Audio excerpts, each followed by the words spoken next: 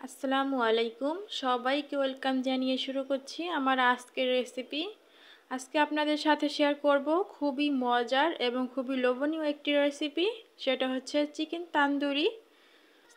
তান্দুরি মশলা দিয়ে ও চুলায় তৈরি করে দেখাবো আমি আজকের চিকেন তান্দুরি রেসিপিটা।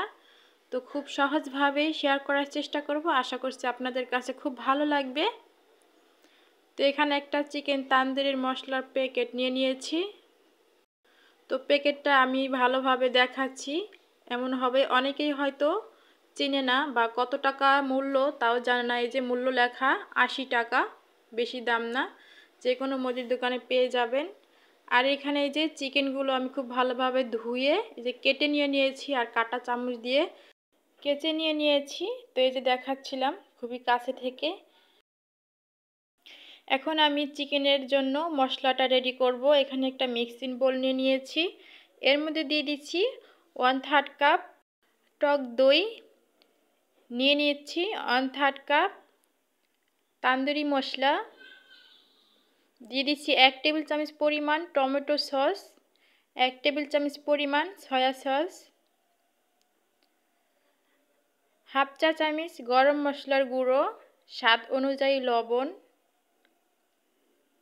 1 চা চামচ চিনি, হাফ চা চামচ লাল মরিচের গুঁড়ো, 1 টেবিল চামচ পরিমাণ আদা রসুনের পেস্ট, 1 টেবিল চামচ পরিমাণ লেবুর রস, সবশেষে দিয়ে দিচ্ছি 1 টেবিল চামচ পরিমাণ রান্নার তেল। এখন হাত দিয়ে খুব ভালোভাবে মিশিয়ে নিতে হবে, মশলাগুলো খুব ভালোভাবে মাখিয়ে নিতে হবে অবশ্যই।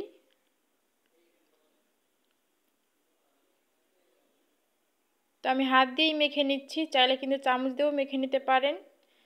তো এই যে মাখানো হয়ে গিয়েছে, এখন আমি এই যে চিকেনগুলো এর সাথে মিশিয়ে নিব, এই যে দেখাচ্ছি। তো এখান থেকে নিয়ে নিয়ে আমি চিকেনগুলো মশলার সাথে খুব ভালোভাবে মাখিয়ে নিব।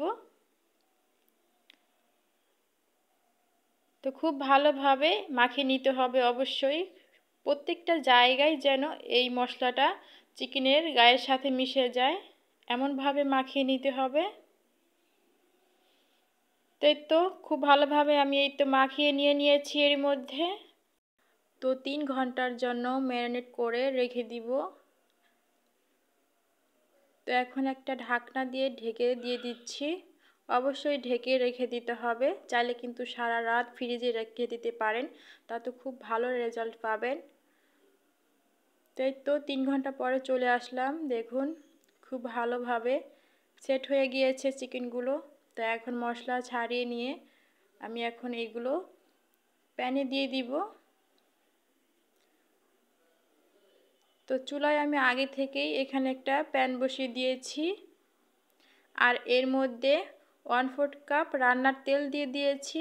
তো সামান্য একটু গরম হয়ে আসার পরে একটা একটা করে মশলা ছাড়িয়ে চিকেন দিয়ে দিচ্ছি। অবশ্যই মশলা ছাড়িয়ে চিকেনগুলো প্যানে দিয়ে দিতে হবে, তা না হলে কিন্তু পুড়ে যাবে।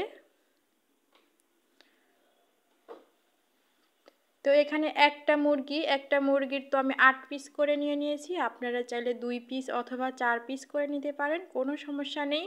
এখন ঢাকনা দিয়ে বেশ কিছুক্ষণ রান্না করে নিব। তো এই যে ঢাকনা তুলে দেখাচ্ছি, কিছুক্ষণ পর এই দেখুন অনেকটাই পানি উঠে গিয়েছে চিকেন থেকে।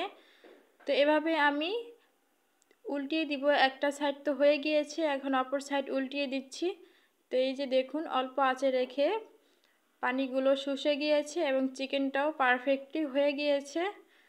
তো এভাবে আমি নেড়ে চেড়ে কিছুক্ষণ কালার করে নিব, যাতে খুব সুন্দর একটা কালার আসে এবং পুড়ে না যায়। তো আমার আজকের রেসিপিটা দেখতে কেমন হয়েছে অবশ্যই কমেন্ট করে জানাবেন, ভালো লাগলে চ্যানেলটি সাবস্ক্রাইব করে আমার পাশেই থাকবেন। আর এখন সার্ভ করে দেখাচ্ছি, দেখুন চিকেনটা খুবই জুসি ও পারফেক্ট হয়েছিল, খেতে তো হয়েছিল দারুণ। তো আজকে এই পর্যন্তই, আল্লাহ হাফেজ।